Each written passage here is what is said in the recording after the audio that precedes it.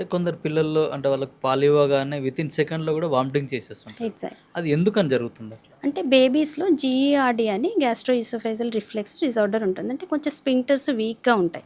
Baby wait పెరిగే కొద్దీ, age పెరిగే కొద్దీ అది నార్మల్. అంటే ఒక 5-10 ఎంఎల్ మిల్క్ వామిటింగ్ అవ్వడం అది నార్మల్ ఫినామినన్. అది మనం ఎలా అవాయిడ్ చేయగలం? మదర్ ఫీడ్ అయితే బ్రెస్ట్ ఫీడింగ్ లాచింగ్ టైము ఒక 10-15 మినిట్సే ఇచ్చి తర్వాత బర్పింగ్ చేసుకోవాలి. వెంటనే పిల్లల్ని పడుకోబెట్టొద్దు.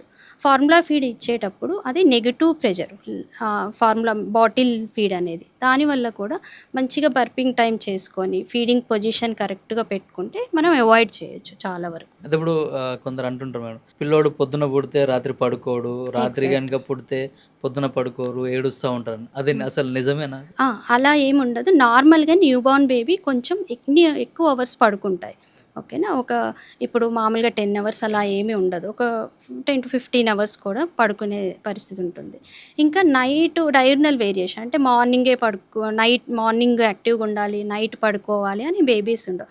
వాళ్ళ ఫీడింగ్ టైము, వాళ్ళ కంఫర్ట్ బట్టి మార్నింగ్ అంటే ఇరిటబుల్ క్రై కానీ, బేబీ అవేక్ ఉండడం ఇది నార్మల్ ఫినామినా. అంటే కొందరు అంటుంటారు కదా మేడం, మా పిల్లోడు అది డేలో మిక్స్. బాగుంటాడు, అవును. నైట్‌లో బాగా నైట్ ఏడుస్తుంటాడు, అసలు అవును. మమ్మల్ని నిద్ర పోనిస్తలేడని ఆల్మోస్ట్ అంటుంటారు. 3 మంత్స్ వరకు మదర్స్ కంప్లెయింట్ చేస్తారు. నైట్ ఎప్పుడు పడుకోవట్లేదు మేడం అని.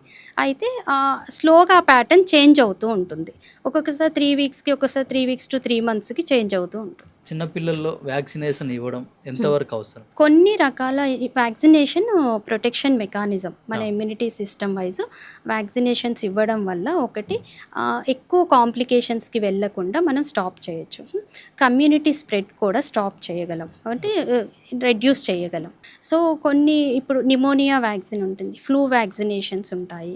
ఇవి ఈ వ్యాక్సినేషన్స్ తీసుకోవడం వల్ల వాళ్ళకి మైల్డ్ సింప్టమ్స్‌తో ప్రెజెంట్ అవుతారు. ఎక్కువ కాంప్లికేషన్స్‌తో ప్రెజెంట్ అవ్వరు. మెయిన్ హాస్పిటలైజేషన్ అవాయిడ్ చేయగలం. కమ్యూనిటీ స్ప్రెడ్ కూడా చాలా ఇంపార్టెంట్. ఒక్కొక్కసారి వ్యాక్సిన్ వేసుకున్న పిల్లలకి కొంచెం సింప్టమ్స్‌తోనే అది స్టాప్ అయిపోతూ ఉంటుంది. ఇప్పుడున్న వైరస్‌కి చాలా మ్యుటేషన్స్ ఉన్నాయి కాబట్టి మనం రెగ్యులర్‌గా national immunisation schedule wise vaccinations follow అవ్వాలి. దానివల్ల రెసిస్టెన్స్ పెరుగుతుంది కొన్ని రకాల ఇన్ఫెక్షన్స్‌కి. అంటే ఇప్పుడు వ్యాక్సిన్స్ ఏమన్నా రియాక్షన్ అయ్యే అవకాశాలున్నాయా? ఏ వ్యాక్సినేషన్స్‌కైనా, మెడికేషన్‌కైనా వెరీ మైల్డ్ కాంప్లికేషన్సే ఉంటాయి.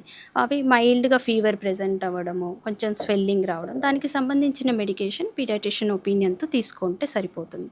మెయిన్ మనకి కావాల్సింది రెసిస్టెన్స్ కాబట్టి వ్యాక్సినేషన్స్ కంపల్సరీ స్కెడ్యూల్ ఫాలో అయ్యి తీసుకోవాలని చెప్తున్నాం.